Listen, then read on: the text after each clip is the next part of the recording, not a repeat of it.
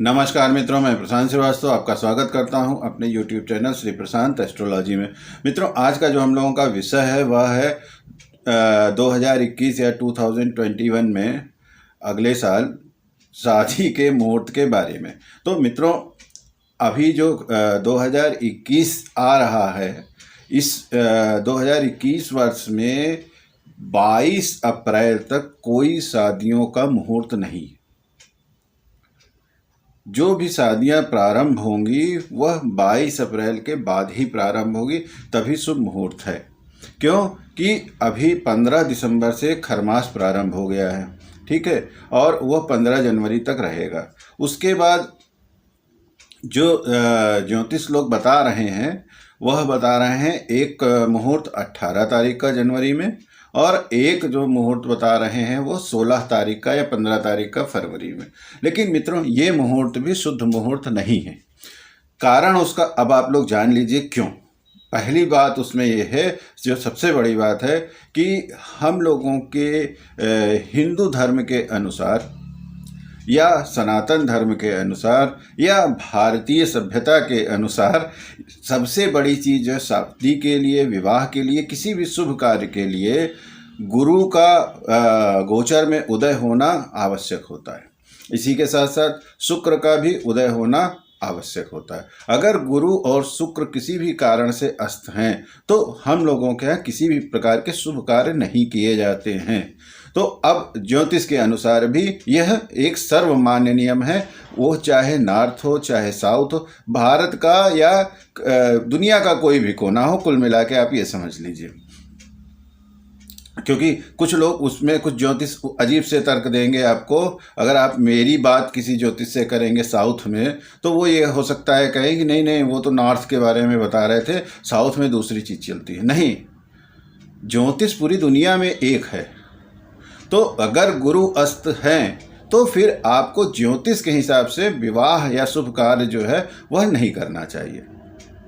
वो मुहूर्त जो होगा, वो जो समय होगा, अच्छा नहीं होगा। ठीक इसी तरीके से शुक्र अगर आपका अस्त है तो भी आपको विवाह या इस तरह के संबंधित शुभ काम जो हैं उनकी मनाही होती। खास करके विवाह को हम लोगों के यहाँ एक नए जीवन की शुरुआत भी माना जाता है। पति और पत्नी के जो लोग शादी करने जा रहे हैं उनके, इसी तरीके से विवाह को हम लोगों का एक नव जीवन भी माना जाता है हिंदू सभ्यता में या सनातन सभ्यता में या भारतीय सभ्यता में, जिसमें भी आप कहिए। तो यहाँ पर मित्रों, गुरु का अस्त होना और उस दौरान शादी करना, उस दौरान विवाह करना पूर्ण रूप से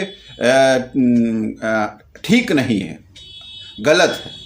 इसी तरह से जब शुक्र अस्त है और आप विवाह करते हैं, क्योंकि शुक्र जो होता है वह भी प्रेम का प्रतीक होता है। शुक्र जो होता है आपके जीवन में लग्जरी का भी प्रतीक होता है। शुक्र जो होता है आपके संतति का भी प्रतीक होता है। शुक्र जो होता है वो आपके वासना का भी प्रतीक होता है। शुक्र जो होता है बहुत सारी चीज़ों का, जो विवाह से संबंधित चीज़ें, उनमें से काफ़ी सारी चीज़ों का प्रतिनिधित्व करता है। इसी तरह से गुरु जो होता है, सबसे बड़ी चीज़ जो होती है जीवन में, शुभता, संपन्नता, इन सब चीज़ों का प्रतीक होता है और प्रतिनिधित्व करता है।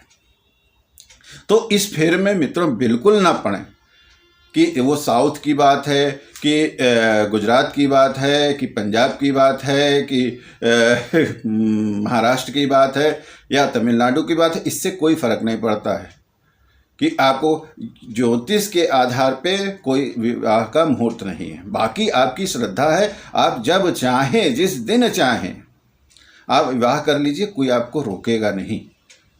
लेकिन ज्योतिष आधार पे किसी से अगर आप मुहूर्त पूछते हैं और आपको अगर वो इस दौरान कोई मुहूर्त बताता है, तो ज्योतिषी आधार पे उस मुहूर्त को बिल्कुल नहीं माना जाएगा। वो एक आर्टिफिशियल मुहूर्त होगा। वो आप अपने आप को भी धोखा दे रहे हैं और सामने वाले को भी धोखा दे रहे हैं, उसका कोई अर्थ नहीं होता है। जो वास्तविक मुहूर्त चालू होगा वह चालू होगा 22 अप्रैल के बाद।